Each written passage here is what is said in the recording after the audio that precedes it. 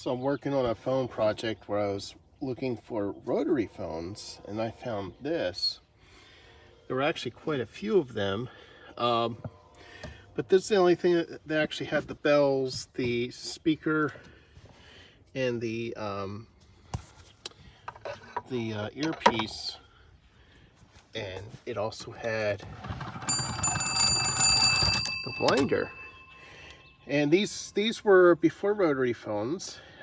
Basically, you had a party line where everybody was on the same connection, and you would have long and short rings.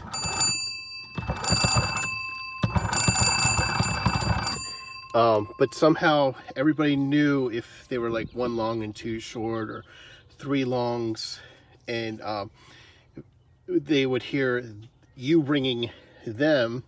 And if it wasn't for them, you at least knew sort of who they were ringing for. So I'll have to look up more about how that all worked.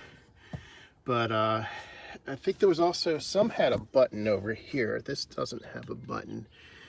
But if you held the button and wound it, then that would get you the operator where you could dial further out. Some have lightning surge protectors at the top. This was for a little shelf for a phone book. The nice thing is this had schematics. You could look in there, and there's apparently 3 batteries for the DC voltage. This creates AC voltage. So phones will use both DC and AC, and usually it's around 48 volts or something. There were actually lulls put in the books in some places because people would take the generators out of their phone boxes and go fishing to shock the fish. And the guy at the store where I picked this up was telling me that some people go fishing with these, and I didn't know what he was talking about first. I was like, I heard people like using the magnets in the generator to fish for metal junk. I didn't realize he was talking about shocking the fish. But my plans are to get it in operating order, restore it as much as I can in order to at least use it as an analog phone.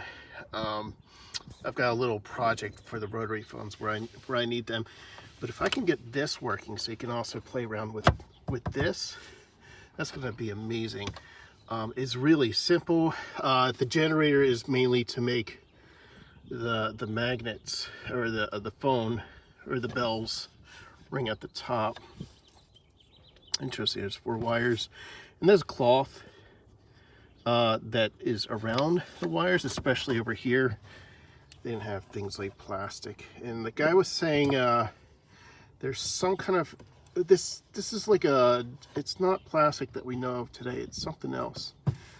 And then there's a website that I found online that I should be able to find replacements, but I can like I don't know if I can put like oil seed or some kind of finish on this to bring back the life, clean up the bells, probably fix all the wiring, maybe find the schematic, the original, and see what that's supposed to be like. But I'd like to actually have this be more than just a decorative piece. I might have to stick an Arduino down in here just to do the conversion, so you don't need all the other stuff. Mainly I'm dealing with voice over IP, and I'm just trying to think how I would do the dialing portion of that. I think what I can do is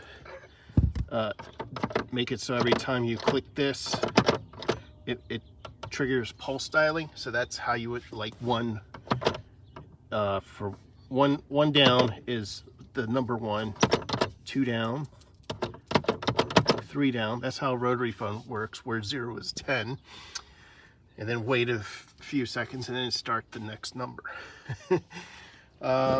Yeah, so it's gonna be a fun little project. But I have other parts of the project I want to finish first with the rotary phones before I tackle this. But this is an interesting piece. I was just so surprised how much is actually there. I know some of these they use the hinges as contacts. Now this says REC, and there's some writing there. I just don't see that hinge being used as a contact. This increases the voltage, so that's probably how the bells get rung, or how the operators contact it over a longer distance with that when you ring the bell. What was this? Con L2, ground L1. So I gotta learn. So there's L2, ground L1. Condenser, induction coil. So switch hook.